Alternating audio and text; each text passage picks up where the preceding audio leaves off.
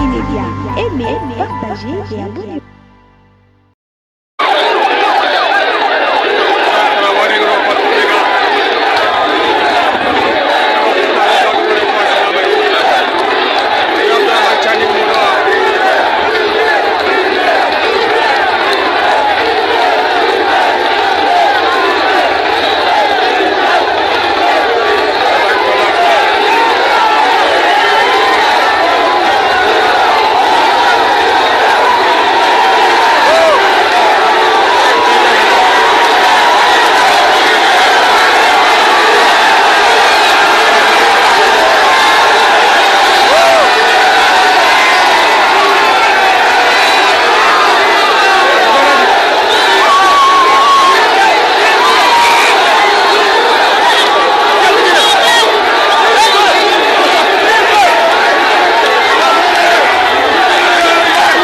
Ce que je peux vous dire, pour vous dire à quel point, les gars, j'ai vu IB, Aïdi Ibrahim Traoré, à 50 cm de moi.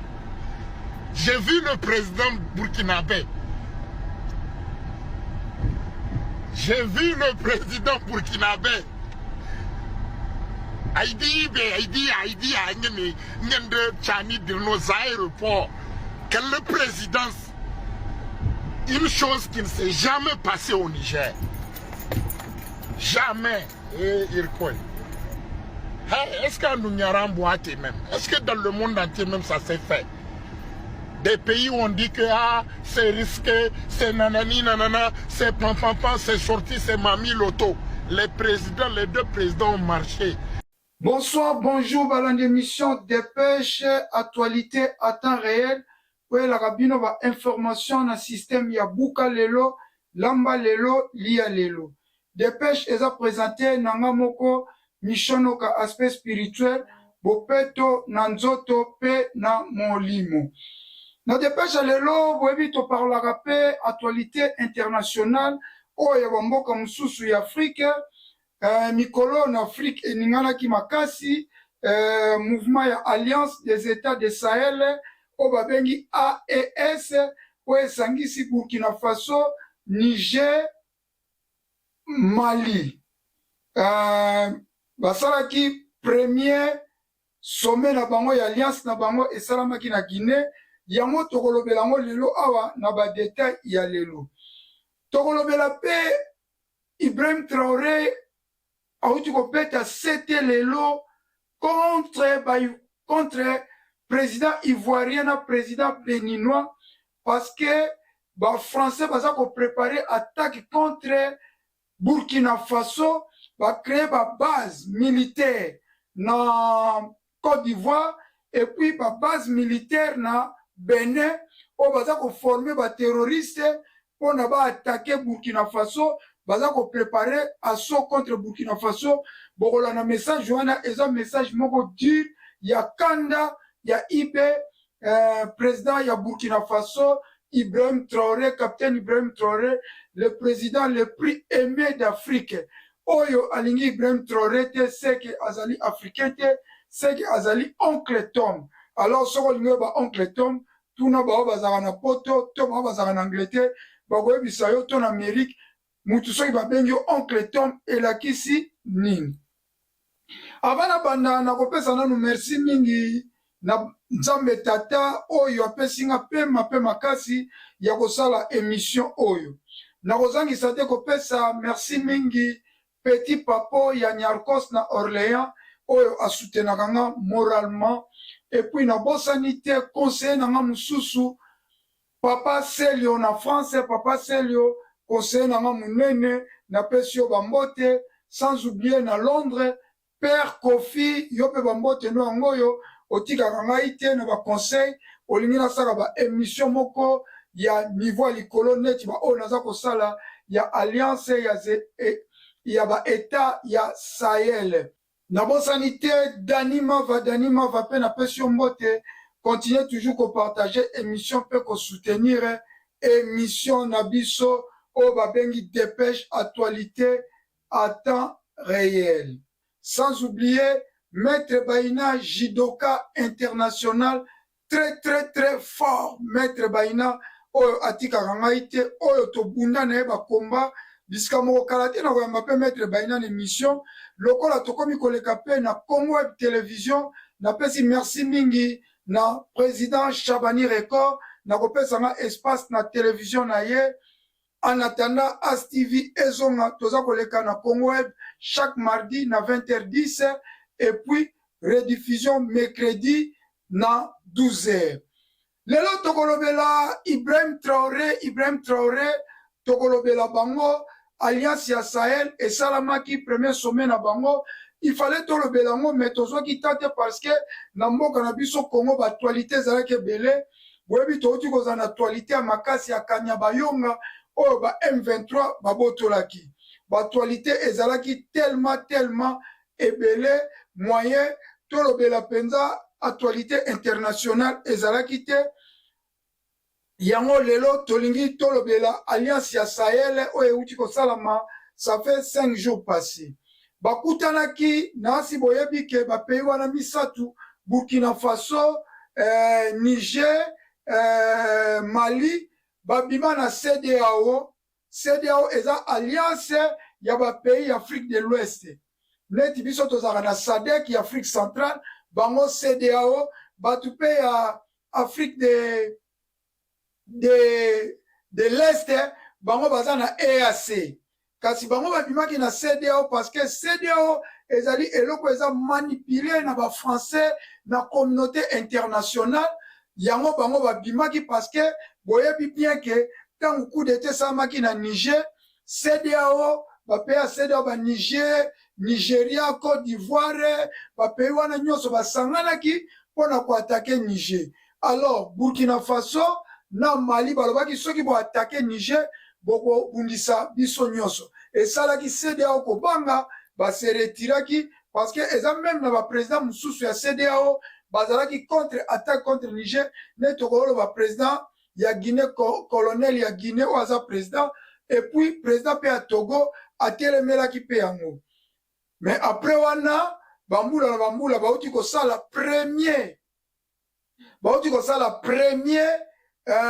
sommet na bango Alliance des États de Sahel o basala ki sommet na bango pona ko signer accord na bango. Na accord o ba signaki ba signer accord il faut ba créer banque ya AEC. Banque ya AEC na bango banque wana ekozala banque oyo bako banda ko verser mbongo pona développement ya 3 pays wana investiture na kotonga banzela ba route et puis développement ba mboka na bango. Yami bale ba lobby ke à part ko créer banque il faut pas créer monnaie unique na bango moko. Donc monnaie unique na bango il faut pas créer yango na ba pays wana ya AES ba créer monnaie unique na ba tika franc CFA ezali mbongo ya ba français. Na sommet wana lisusu ya misa to balaki il faut ba créer langue moko oyo kozala langue oyo ko combiner bango nyonso parce que lokola ba bois qui si ba français il faut ba bois qui s'appelle langue française.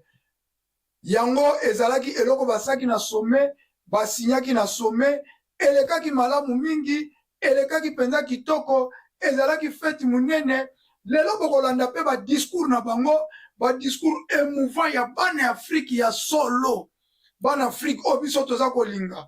En tout cas nazo sala effort fona kende Burkina Faso na kokende Burkina Faso nazo sala démarche pona kokende kokutana na président Ibrahim Traoré ndenge pe ba activiste mususu bakutani na président Ibé ngape nazo sala démarche nasaki déjà demande na ambassade ya Burkina Faso naza kozela ba répondre ngai soki ba pesi na ko bokomona kalate na kokende na Burkina Faso.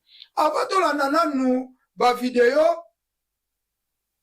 na kotina bino nanu extrait moko spécial ndenge Ibrahim Traoré akitaki na Niger ezalaki pagaille ya somo full immense pour mona ke président oaza populaire pour le moment na Afrique ezali Ibrahim Traoré. O mato kita yo nani oboya Ibrahim Traoré.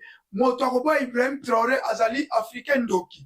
Moto akoboya Ibrahim Traoré azali oncle Tom, yo nani oboya Ibe, yo nani oboya Ibrahim Traoré, ezalaki somo na Guinée, opesi mwa boy full immense ya kosakana te. Ezalaki pena Nigérien moko amonaki Ibe fara fara, bokolanda pe sentiment na ye amoni Ibe fara fara. Donc, tokotiela bino ba discours na bango nyonso tout, ba discours émouvant, ba déclaration émouvant neti Ibrahim Traoré. Alors, bato wana bazobenga Afrique pays, Afrique ezali ba pays pauvre. Mais biso toza Afrique pays pauvre, tango tokayebisa bango bokite mboka na biso Afrique, balingaka kokite te pona nini? C'est qu'Afrique ezali pauvreté, bazali na ba intérêt na bango. Likambo kokamwa, bokolanda lelo émission oyo, bokomisela ngo président Félix Tshisekedi, atala ndenge mobali alobaka. Atala ndenge Ibrahim Traoré alobeli ba Ivoirien. Alobeli ba Béninois. Parce que ba Français, balingi ba utiliser ba Ivoirien. Président à Côte d'Ivoire Alassane Ouattara. Na président à Bénin pour attaquer Burkina Faso. Alors, président Ibé a démantelé le circuit wana o ezana kati ya Bénin bazo former ba terroriste a démantelé le circuit wana o ezana kati ya Côte d'Ivoire. Président Ibé Ibrahim Traoré lobi ke aza problème na ba Ivoire peuple ivoirien te.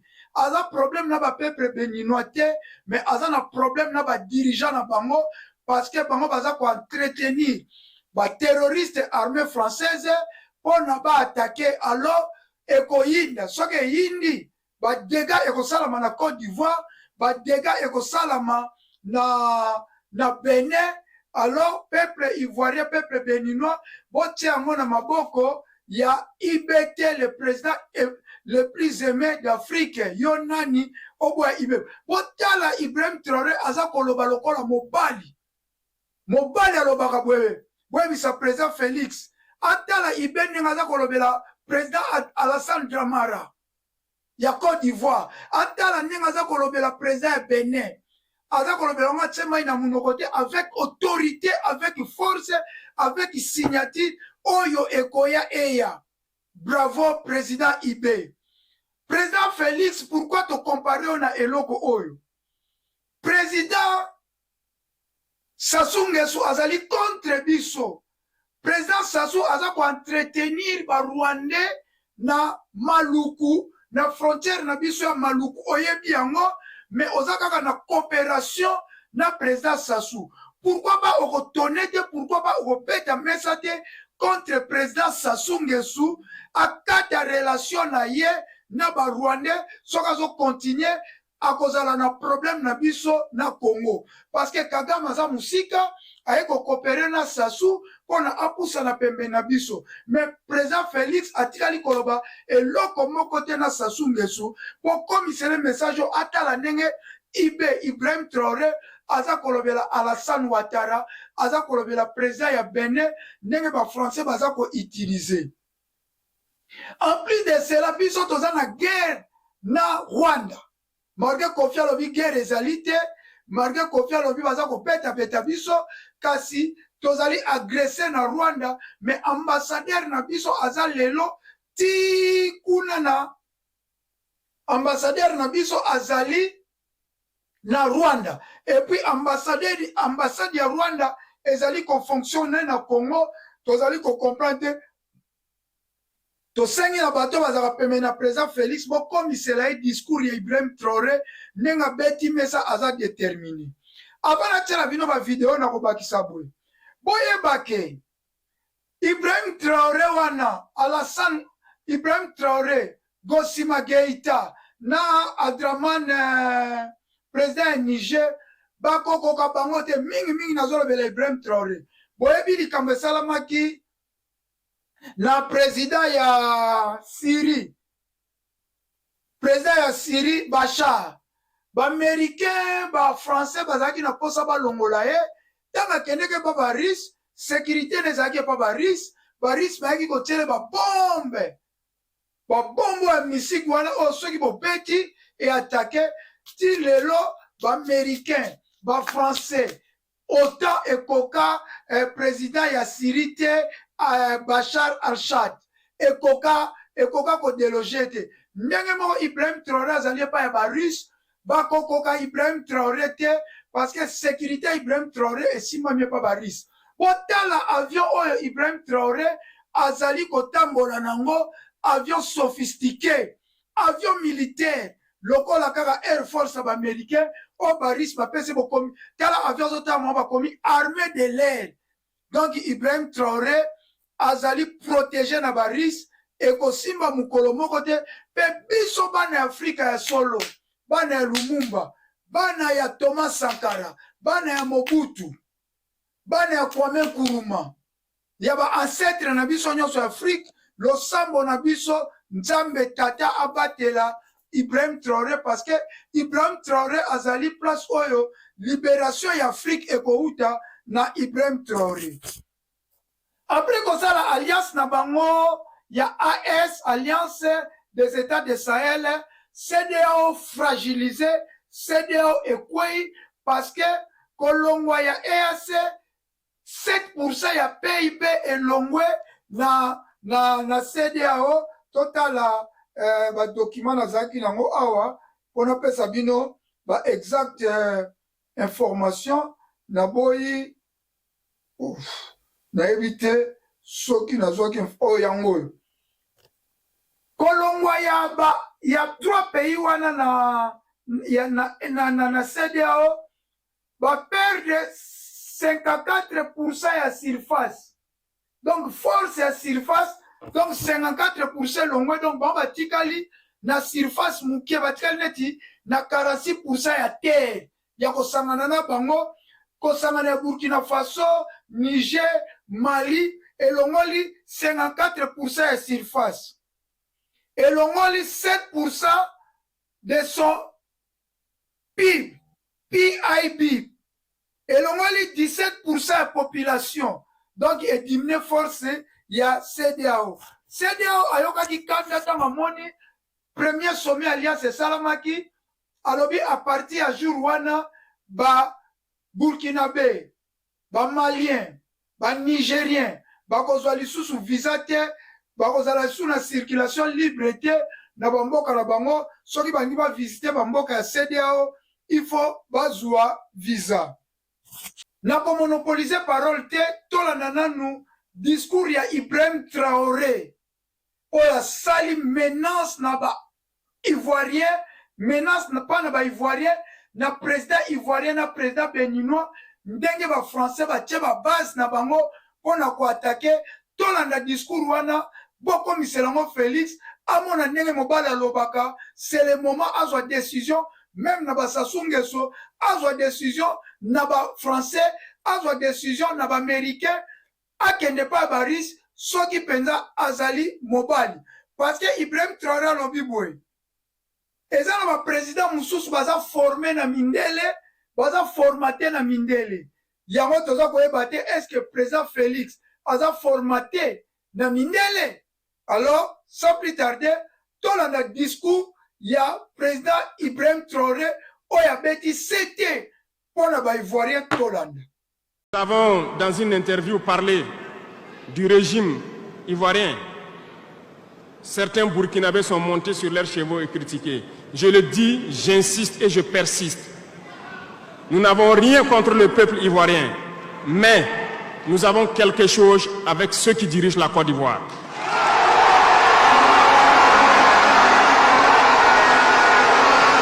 Nous le disons et nous le répétons encore.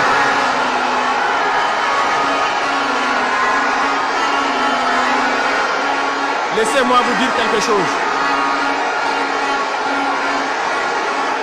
Permettez-moi de vous dire quelque chose. Il y a bel et bien à Abidjan un centre des opérations pour déstabiliser notre pays. Personne ne peut le nier et nous vous ferons les preuves dans les jours suivants. Nous vous montrerons des preuves physiques. Vous allez comprendre de quoi nous parlons. Personne ne viendra nous dire qu'au Bénin, il n'y a pas de base française dirigée contre nous. Nous avons les preuves sous la main. 2 bases importantes.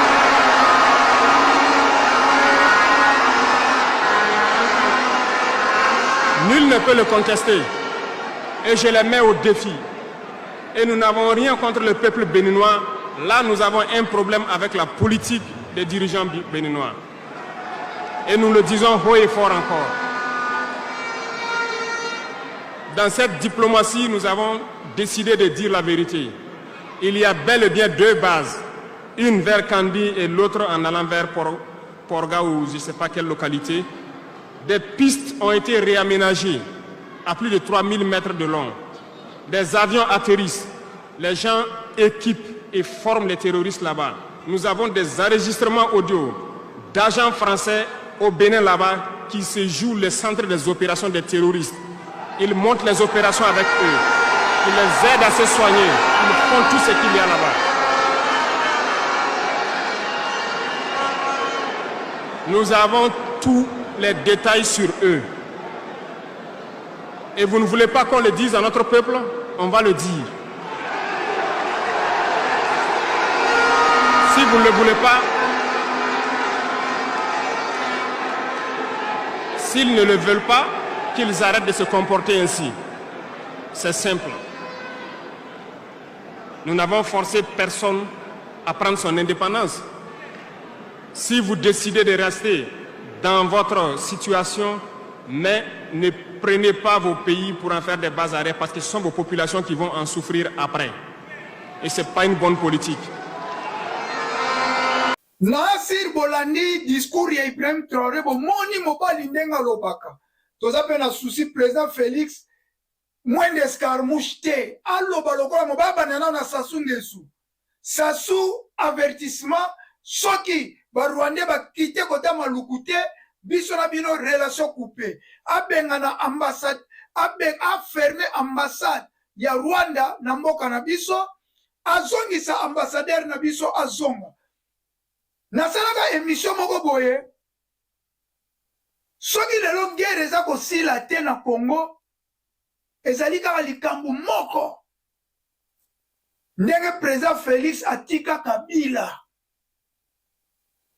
azala libre na Congo wana ndenge président Félix atika ba généraux ya Kabila na kati ya armée infiltré yango wana tokomata tokokita mandat ya président Félix 4 ans oyo ekosila guerre pe kosila te soki alingi guerre sila adebarase na Kabila na basoldat nyonso Kabila akotisa na brassage rwandais soki alingi guerre sila soki alingi guerre sila te akotika guerre oyo ya kokende tokotala oyo ekoya na nsima sans plus tarder tolanda ndenge bayambaki président Ibrahim Traoré na Goïta na Niger pour na sommet na bango tolanda ezalaki na mouva boko mona jeune moko aza na esengo amnenga moni Ibrahim Traoré eza rêve na ngai na mona Ibrahim Traoré souci na ngai ngana na sina kotaki lettre na ambassade ya Burkina Faso pour na za na posa nakutana na Ibrahim Traoré IB président le plus aimé d'Afrique. Sans plus tarder tolanda discours na bango contre ba français contre ba mindele tolanda. Chers collègues chefs d'État, nos délibérations permettront assurément d'adopter l'armature juridique et institutionnelle permettant de donner corps et identité à la Confédération Alliance des États du Sahel. Nos peuples ont irrévocablement tourné le dos à la CEDEAO. Il nous appartient aujourd'hui de faire la Confédération Alliance des États du Sahel. Une alternative à tout regroupement régional factice en construisant une communauté souveraine des peuples, une communauté éloignée de la mainmise des puissances étrangères, une communauté de paix, de solidarité, de prospérité basée sur nos valeurs africaines.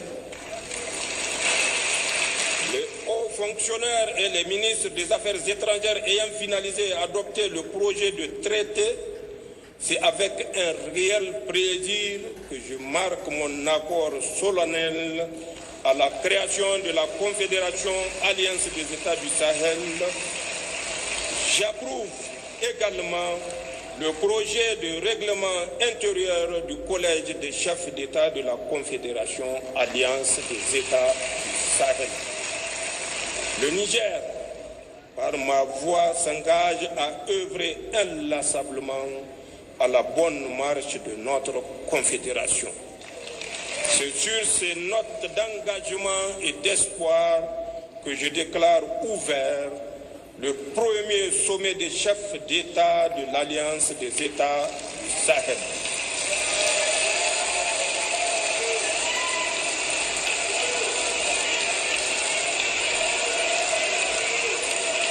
Vive l'Alliance des États du Sahel, vive l'Afrique libérée, je vous remercie.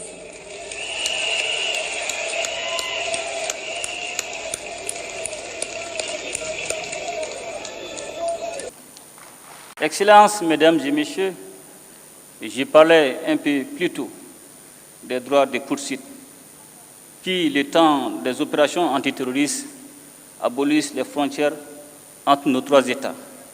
Et je voudrais profiter de cette occasion pour aborder l'un des autres aspects essentiels de notre alliance commune, celui de la libre circulation des personnes et des biens. Trop souvent, les populations de nos États respectifs ont entendu prôner le principe de cette libre circulation sans qu'il ne soit une réalité vécue.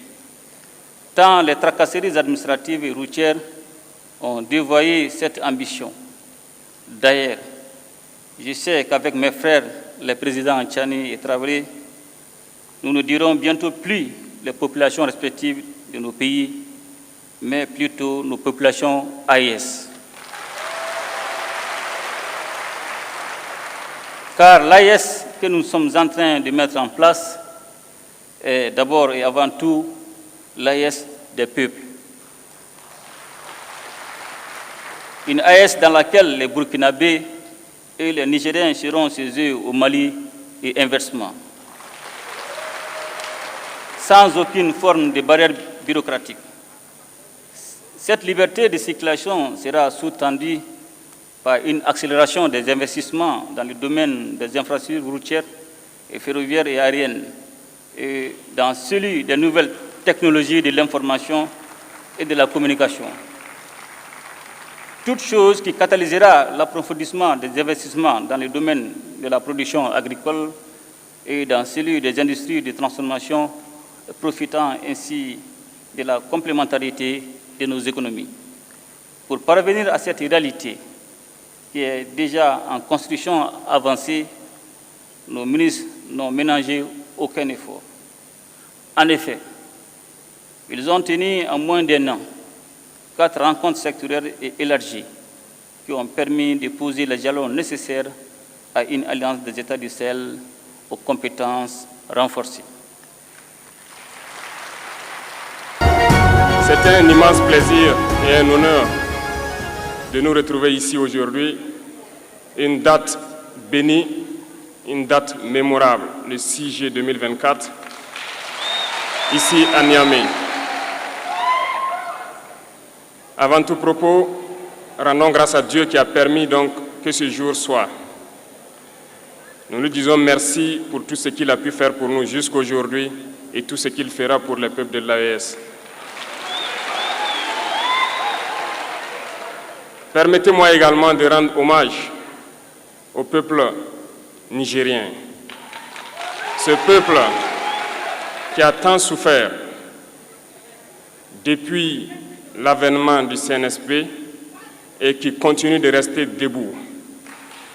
Merci aux Nigériens qui nous ont réservé un accueil chaleureux hier lorsque nous avons foulé le sol de notre patrie ici. Vous êtes plus que des amis, Vous êtes plus que des voisins. Vous êtes nos frères, vous êtes nos sœurs. Parce que la fraternité va au-delà de l'amitié ou du voisinage. Nous avons le même sang qui coule dans nos veines. Dans nos veines coule le sang de ces vaillants guerriers qui ont combattu et qui ont réservé ces terres que nous appelons Mali, Burkina et Niger.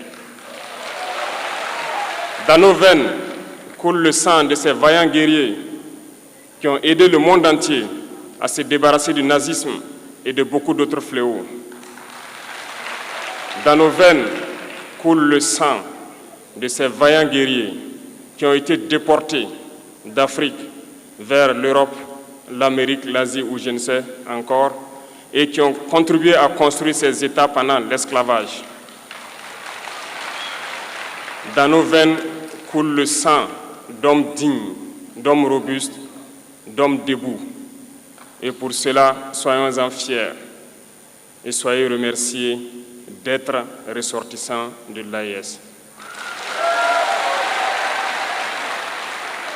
L'Afrique, ce continent qui a tant souffert et qui continue de souffrir du fait des impérialistes.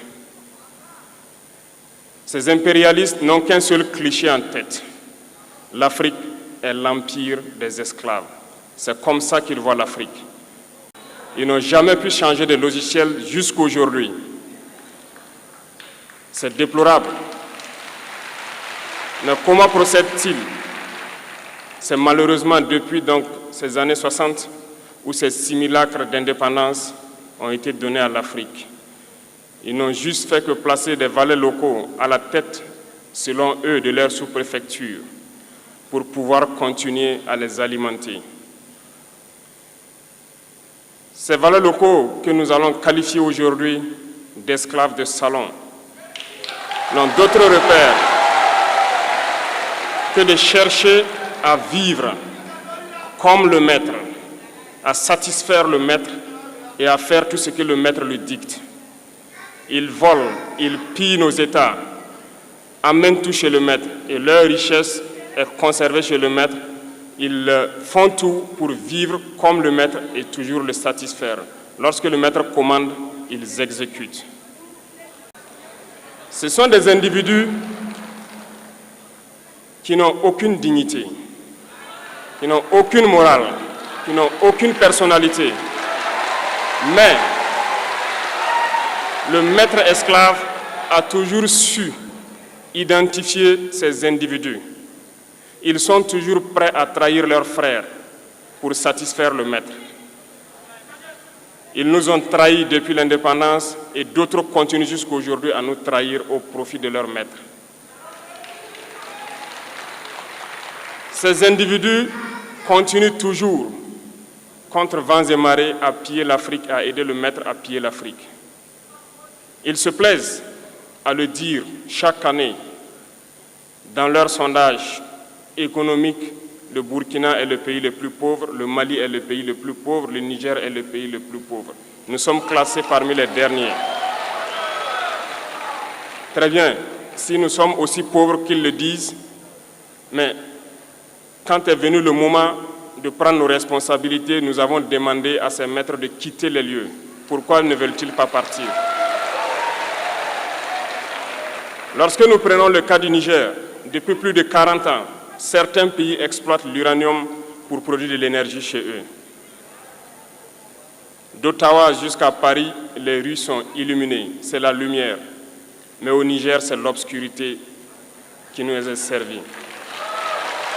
Le divorce est officiellement acté. Après la création de la Confédération des États du Sahel ce samedi à Niamey, le Burkina Faso, le Mali et le Niger persistent et signent en déclarant quitter définitivement la communauté des États ouest-africains. Nous avons une autre approche, nous avons une vision, nous avons nos objectifs, mais nous allons devoir maintenir les discussions avec les autres pour avancer. Mais je pense que le chemin qui est engagé n'est pas réversible. Une déclaration qui sonne comme un pied de nez à la CEDEAO réunie dimanche à Niamey pour son 65e sommet. Face au risque de désintégration de l'organisation, les États membres préviennent que les répercussions de ce départ pourraient avoir des conséquences graves sur les populations, comme le retrait de millions de dollars débloqués pour des programmes et investissements dans la région. Autre risque, les ressortissants des 3 pays pourraient également perdre le passeport commun émis par la CEDEAO et devoir obtenir des visas pour voyager dans la région. Des mesures qui handicaperaient aussi bien les déplacements des étudiants que des civils voulant rendre visite à leur famille. Nous ne partageons pas seulement des frontières, nous partageons des familles, nous partageons des communautés. Les dirigeants sont déterminés à faire tout ce qui est en leur pouvoir pour maintenir notre communauté unie. La CEDEAO n'est pas une affaire de chefs d'État. La CEDEAO est une communauté de peuples qui doivent rester unis. Les dirigeants souhaitent toutefois maintenir le contact et ont désigné les présidents sénégalais et togolais comme facilitateurs auprès de Bamako, Niamey et Ouagadougou. Merci Nassi Bolandi, votre commentaire, vous partagez, vous aimez parce que tu perds de visibilité dans la page Nabiso Makasi. Depuis que tu as sanction, visibilité de la page Nabiso, yango toza kosenga bo partager émission bo aimer et kozala penza malam mingi ezala tu abino mission noka aspect spirituel bo peto na nzoto pe na molimo eloko tosengi nzambe asunga Congo, nzambe akamba Congo, surtout mingi lokola ezalaki émission ya état ya alliance des états de Sahel, tosengi nzambe abatela président Ibrahim Traoré, nzambe abatela président Gosima Geita, nzamba batela président Aladrame Chani Oyo ya Niger. Que la paix règne na Afrique mobimba, c'est la libération totale en Afrique. Neto kutani na ba émission ezali koya. Pona lelo ngalabino tosuki awa, bye bye. Congo, Congo, Congo, Congo. Peuple azali kolela likola ba politicien ya moyibi likola ba politicien ya kanyaka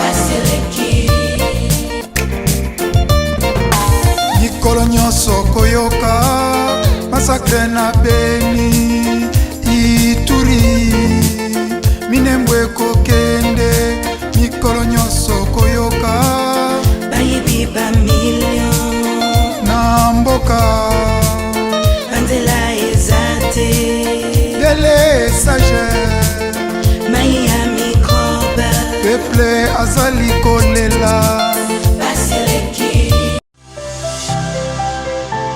Active Média, aimez, partagez et abonnez-vous.